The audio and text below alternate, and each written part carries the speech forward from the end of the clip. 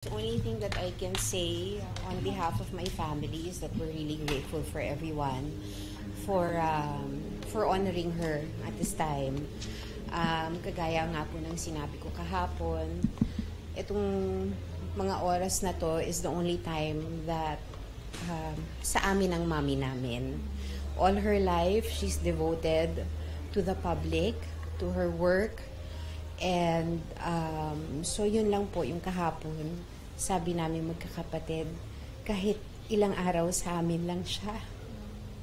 So, but as I said again, we're very grateful to everyone. Sorry.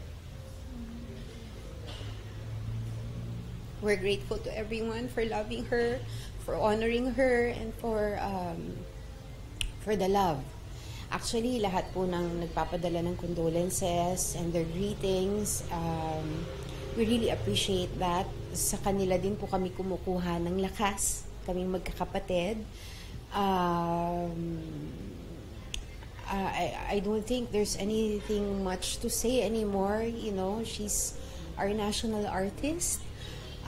She's well-loved, well-respected, and we're just truly grateful to everyone who's also mourning with us at this time. So, person, a lot of people can testify on my mom's generosity. You know, hindi lang sa craft niya, o hindi sa lahat ng bagay. And that's why she's really loved by plenty.